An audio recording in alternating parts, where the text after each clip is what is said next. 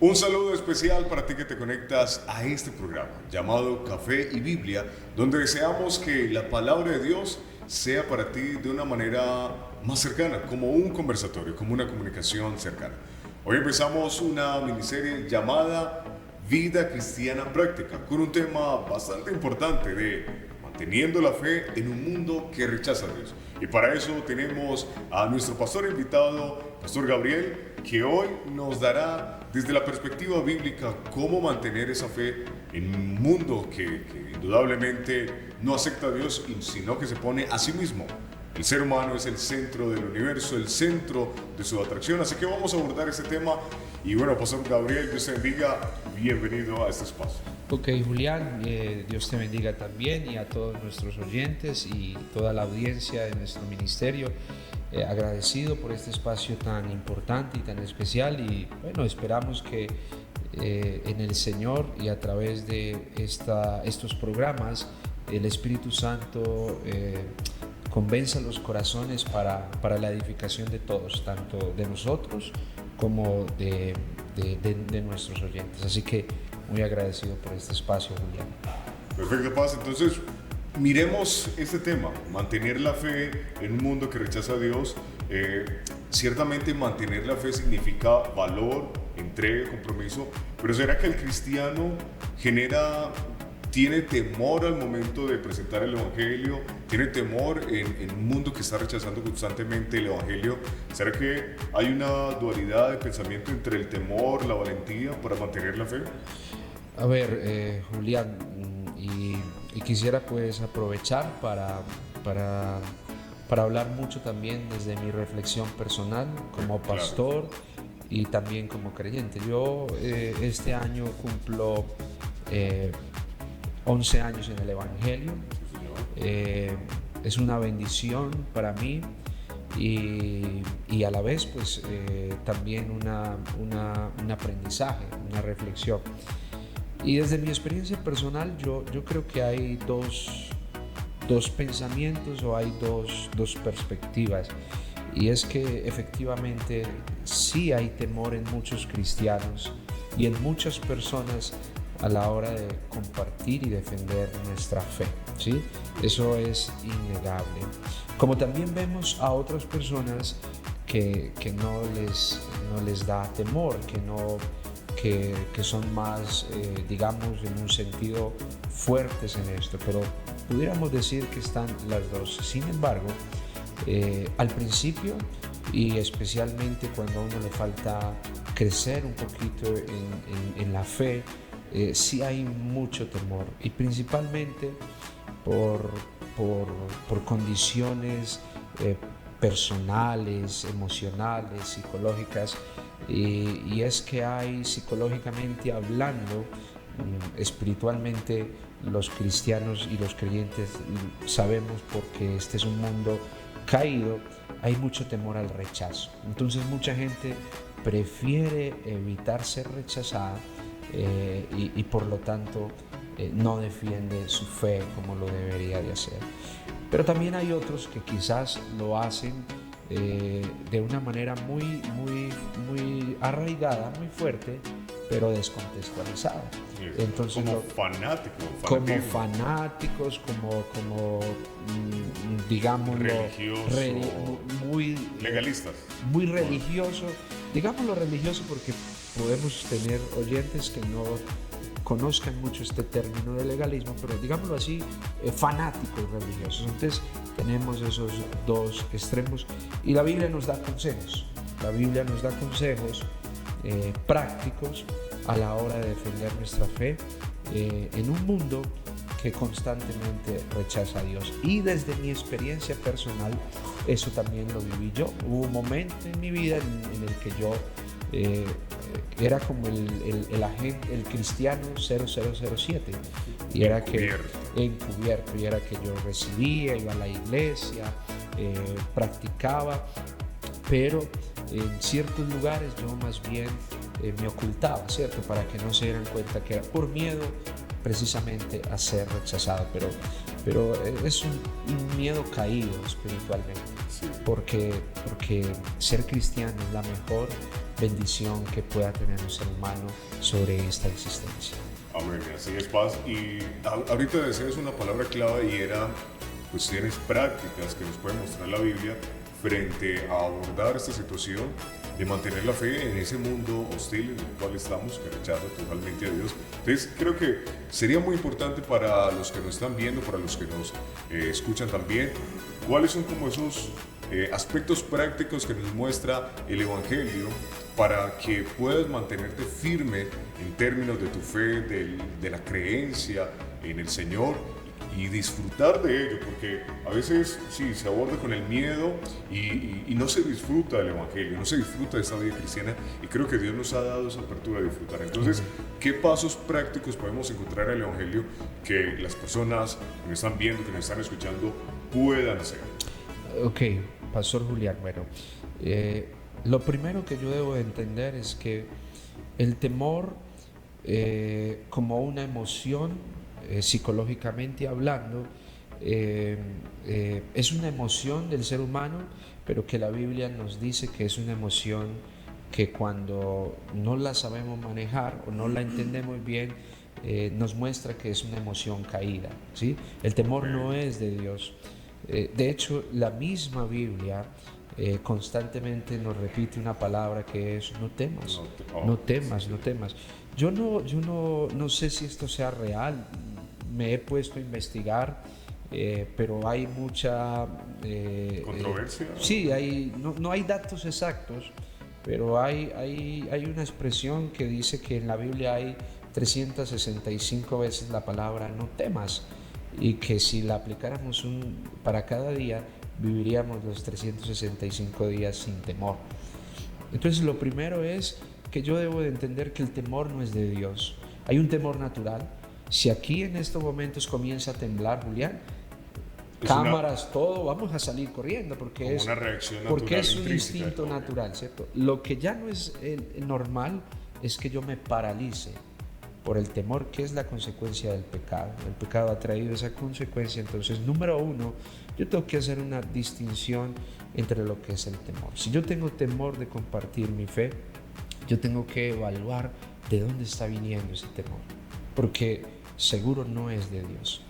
Y si es por compartirlo, por miedo al rechazo, pues entonces hay consejos, y quiero comenzar entonces con el primero, y quizás pueden haber muchos, pero el apóstol Pedro en su epístola universal, en el capítulo 3, versículo 15, él nos habla claramente de que debemos defender nuestra fe con mansedumbre. Ese es el otro elemento. Primero evalúo por qué tengo tanto temor de defender mi fe. ¿Qué está pasando en mí que no quiero, o me da miedo, o es el rechazo? Y número dos es que si hay personas que me rechazan o me cuestionan por mi fe, yo debo primero tener un espíritu de mansedumbre, ¿sí? Yo tengo que entender que así como un día yo no tenía de Dios y no tenía de Cristo, hay muchas personas que así no lo tienen. Entonces, el primer consejo es hay que hablar con mansedumbre. Ese es el primer consejo, y lo vemos en la palabra. En 1 de Pedro capítulo 3, versículo 15, dice que el apóstol dice que exhortaba que debemos hacerlo con mansedumbre, estar siempre preparados para presentar defensa con mansedumbre y reverencia. Yo tengo que tener un espíritu manso, o sea, equilibrado a la hora de defender mi fe. Porque se puede presentar, pastor, que al momento de defender ya no están los que tienen temor, sino que lo hacen ya con orgullo, bueno, un orgullo y una exaltación, casi llegando a la ira. Defender casi a los golpes lo que no se defiende de esa manera. Ok, ¿por qué Pedro nos dice que lo hagamos con mansedumbre? Porque comúnmente, casi siempre, quien cuestiona nuestra fe lo hace con hostilidad, lo hace con sarcasmo, y ahí tenemos que manejar la calma. Porque no entrar en ese mismo papel de la otra persona. Totalmente de acuerdo, no entrar, porque eso nos lleva al segundo paso. Pedro nos dice con mansedumbre y reverencia. La palabra reverencia es respeto. yo tengo que defender mi fe con respeto. Yo no puedo, como lo decías tú ahorita, Julián, cuando yo me salgo de, de, de, De de casillas, de mis cabales, límites, de exacto. casillas, yo ahí perdí. Ahí perdí. Porque la otra persona está más interesada en ver Exacto. lo que hay en mí y en mi fe que en oír mi fe. Él quiere ver mi fe y esa es una oportunidad. Entonces ese es otro consejo. Yo debo de hablar con respeto. Debo de evaluar mi temor, debo de hacer defensa, hablar con mansedumbre, debo hablar con respeto. Y esto me lleva al tercer paso, para que no se me convierta la defensa de mi fe en una discusión, en un pleito sin límites. Sí, porque ciertamente si no tenemos, digamos, un dominio propio en relación a el dialogar con el otro, con ese respeto, se va a desviar el centro de la atención del mensaje del Evangelio, que es ese mensaje de gracia, de amor, de perdón, de restauración, un mensaje para que te critiquen con esa típica frase que dicen, y ese no es el cristiano, y es que así actúan todos los cristianos, porque siempre están buscando tildarnos de alguna manera. Correcto, Julián. Es que, mira, la palabra de Dios es edificante en todos los aspectos. Y una de las cosas que nosotros fallamos a la hora de compartir nuestra fe es que no lo hacemos en dependencia del Espíritu. Total. Dejamos que sea nuestro yo, nuestras emociones, y no estamos dependiendo. Yo tengo que siempre, cuando alguien está cuestionando mi fe, yo tengo que discernir, wow, aquí hay una oportunidad, o Dios me está probando acá. Y la Biblia es enfática cuando nos dice que es el Espíritu de Dios el que convence a la gente. Entonces, si yo no lo hago en esa función de ese dominio y de ese equilibrio, yo voy a terminar con mis acciones, aunque yo pueda creerme de que estoy haciendo lo que a Dios le agrada, pues lo estoy haciendo como a Dios no le agrada. Una cosa es hacer, otra cosa es hacer con el ser que debe de hacerse. Exacto. Y entonces yo debo de hacerlo en completa dependencia del Espíritu, porque es que no convierto a nadie. Sin duda. Es el Espíritu de Dios el que trabaja en los corazones y por lo tanto debo hacerlo con mucha dirección y con mucha sabiduría. Entonces, llegamos hasta acá, pastor. Uno, hacerlo con mansedumbre, ¿cierto? Con humildad. Sí. Otro, hacerlo con respeto. Ese es uno de los que tenemos. Y el que estamos mencionando. No caer en discusión. No caer en esa discusión, en ese mismo estado de ánimo de las otras personas. Entonces, vamos bien, son consejos prácticos para que recordemos cómo mantener nuestra fe en medio de un mundo que es tan hostil con nuestra fe. Bueno, otro consejo práctico es que yo tengo que entender que yo estoy en un mundo que espiritualmente la Biblia me enseña de que está sin Cristo y que lo traduce como un mundo caído. Entonces, volviendo al tema del Espíritu, yo tengo que depender del Espíritu para no dejarme intimidar por quien cuestiona mi fe, ¿sí? Correcto. Para no dejarme intimidar. Y esto lo vemos en Hechos capítulo 4, versículo 29, cuando Esteban, en ese momento en el que lo iban a apedrear, él pidió de nuevo a Dios y no se dejó intimidar para hablar del Evangelio. Así que otro consejo es que tenemos que mirar a la persona a los ojos con respeto, con mansedumbre, sin discutir, guiados por el Espíritu, pero también mostrándole firmeza, ¿sí? Firmeza para que Él no me intimide, y ahí entonces yo debo de recordar lo que el Señor dice, que Él estará con nosotros y que Él nos dará de qué hablar cuando estemos en esa situación. Creo que es importante porque de eso demuestra de otra manera en qué es lo que estamos creyendo, en dónde está nuestra fe puesta, porque si hay un titubeo propio de que en lo que creo no estoy creyendo, o decirlo de esa manera, creo a medias o no tengo la seguridad total, entonces el temor se va a invadir mi corazón. Sí, y efectivamente entonces voy a hacer todo lo contrario, o sea, voy a dejar es que esa persona me intimide y que pierda el equilibrio. Y ahí tengo entonces que saltarme a otro consejo y es que, bien, no hay mejor forma, Julián y oyentes y cristianos, de nosotros defender nuestra fe en un mundo que rechaza nuestra fe, hablando de nuestro testimonio de vida, Sí, de lo que Dios ha hecho en nuestras vidas. ¿Sí? Las palabras pueden ser muy bonitas, pero cuando las palabras están acompañadas de hechos y de acontecimientos que son reales, Dios se encarga de usarlas mucho mejor para tocar el corazón de esa persona que ataca mi fe. Porque pues finalmente pues es el mejor mensaje, nuestro testimonio es el mejor mensaje que podemos dar a la hora de defender nuestra fe.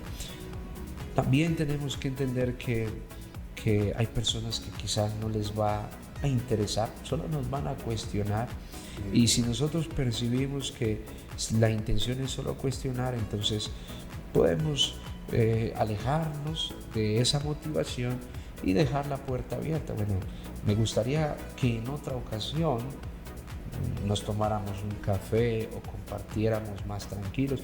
Hay que dejar también la puerta abierta, porque hay gente que simplemente dice, se cierra. Exacto. Se cierra. Entonces, mi abuela decía, no hay peor ciego que el que no quiere ver. Entonces, dejar la puerta abierta, hablar con gracia también es muy importante. Miren, nuestra sociedad de hoy, Julián, psicológicamente hablando, es una sociedad muy herida. Sí, señor. Si yo llego a defender mi evangelio, mi fe y mi evangelio como mucho tiempo atrás y quizás en las costumbres y las tradiciones, y ataco al otro, pues esta persona instintivamente se va a defender. Se va a defender. Yo tengo que hablar con gracia, como dice Colosenses capítulo 4, versículo 6. Y cuando yo no me las sepa todas, que es otro consejo, yo tengo que decir, no sé. Reconozco, voy a investigar, porque hay preguntas difíciles, a mí me las han hecho como pastor, y yo he tenido que decirle incluso a hermanos en la fe, hermano, no sé, reconozco que ahí estoy quizás frágil, pero voy a ponerme en función y dentro de 8 días, dentro de 15 días, la próxima, se lo voy a hacer. Eso es humildad, reconocer que no tengo conocimiento, pero que buscaré diligentemente. Y eso me lleva a otro consejo, que es que yo también tengo que prepararme para defender mi fe. Por eso yo ahorita te hablaba de los extremos. Está el extremo del que tiene mucho miedo al rechazo y no lo deberíamos tener, o está el extremo del que quiere, pero no lo hace bien, no se prepara, y hay que prepararnos, hay que escudriñar. Y finalmente, Julián, un consejo que yo daría para esto sería, yo tengo que mostrar interés por la gente, yo tengo que mostrar, yo tengo que ser una persona con un discernimiento espiritual cada vez más profundo y entender que el mensaje de la gracia de Dios pone a la gente por encima. Tú ves a Jesús en los evangelios, donde le llevan a una mujer en el acto del adulterio, de la fornicación, y ese tacto de Jesús con la gente, y no es que Jesús no tape el pecado, porque claramente Jesús dice, el que esté libre de pecados, lance la primera piedra, y luego le dice, mujer, ¿dónde están los que te condenan? Yo no te condeno, porque ahí le está hablando en el sentido de que ha venido a salvar la condición humana que está caída, pero luego le dice, no peques más. Entonces yo tengo que mostrar interés por la gente. Yo a la hora de defender mi fe, yo tengo que entender que espiritualmente hay un mundo en la otra persona que desconoce, que ignora, que está herido, que está lastimado y que a veces mi palabra sazonada, mi mansedumbre y mi amor puede ser mucho más importante para esa persona que cualquier otra cosa que yo pueda hacer. Indudablemente, Pastor Gabriel, muchas gracias por esos buenos consejos prácticos en relación a esta miniserie llamada Vida Cristiana Práctica, con el tema Manteniendo la Fe en un mundo que rechaza totalmente a Dios. Así que deseamos que esta buena palabra del Señor siga edificando tu vida, siga transformando tu corazón a través de lo que es esto, un diálogo, una conversación centrada en el Evangelio. Esto es Café y Biblia, un espacio donde deseamos que la palabra de Dios sea de edificación para tu vida. Muchas gracias, Pastor Gabriel, por acompañarnos. A ti, Julián, y bueno, a todos nuestros oyentes, que estos consejos nos sean muy prácticos a la hora de compartir nuestra fe. Así que muchas gracias a todos ustedes y sigan conectados porque esto sigue.